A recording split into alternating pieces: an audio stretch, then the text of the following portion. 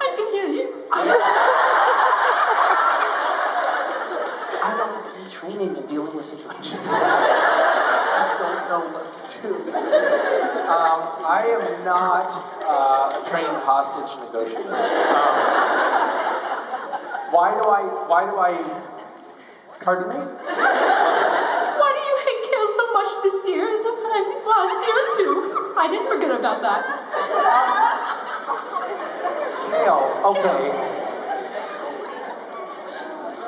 I guess I never imagined that kale talked that way. But that is for sure another reason to hate it.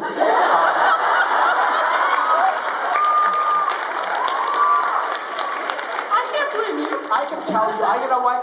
This is the most ridiculous questions for sure today, and yet I will answer it earnestly. So, I used to go to this thing called Burning Man, which is basically like this crazy art, nudity, sand party, and I went several years in a row. And the thing about Burning Man that was really cool to me was that it was like we have no rules.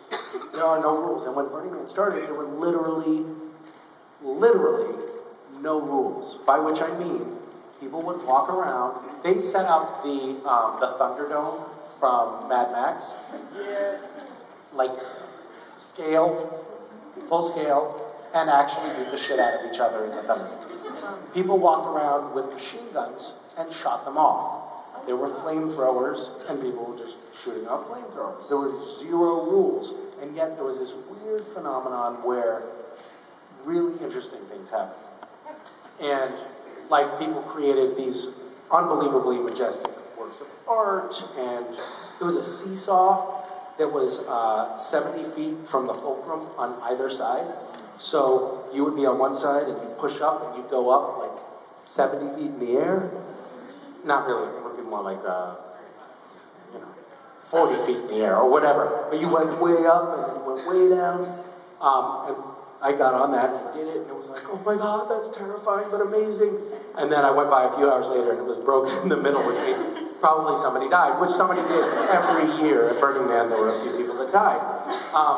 But then I noticed, I went back a few years in a row, and I noticed there were these things that were happening that people were, like they said no rules, but all of a sudden there were, people were starting to wear the same like Burning Man clothes and do the same style Burning Man theme camps. And it immediately developed its own culture and vocabulary and style. And it was like people can't actually break the rules. They immediately glom onto something that becomes their sort of cultural reference point and makes them feel safe and like they belong. And I felt like kale was becoming that for Gishwhes, so I was like, fuck kale. So there you go, and I'm sorry if it caused you and your people pain, but I have this character that I do at home.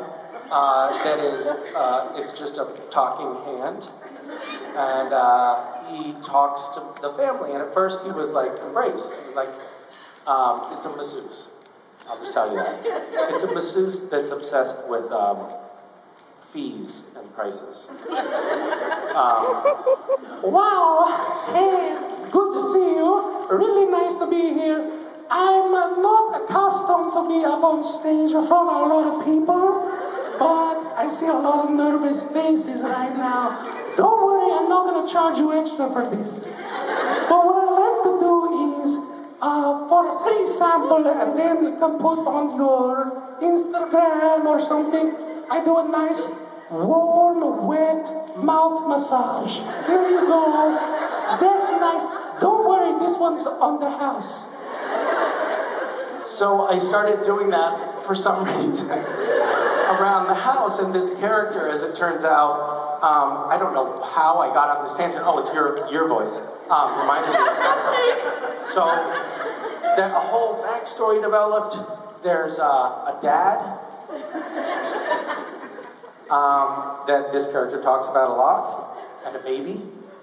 And my kids were like, oh, we want to meet the dad and the baby. And I'd be like, oh yeah, great, let's do it. Let's meet the dad and the baby. Dad, yeah, he's out there. I must have done some shopping.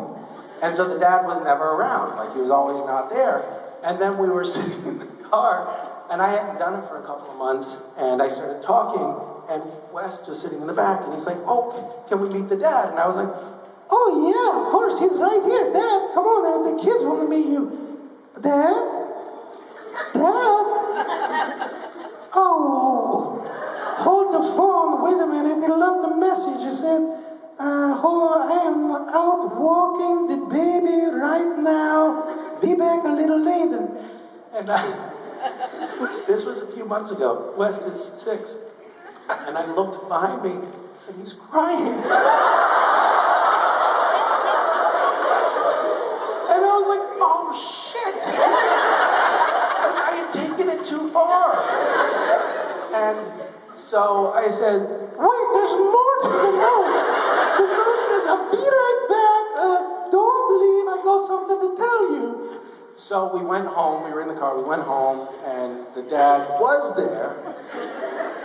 Much to my chagrin, the dad was a drunk. Slurred his words terribly and had been in the war. And had terrible PTSD to the point that any loud noise made him scream, don't shoot, don't shoot. And he was just a real trauma case. And he freaked the kids out. And ironically, after that time, the moment I try to do it, Wes freaks out. And he's like, stop it! Stop!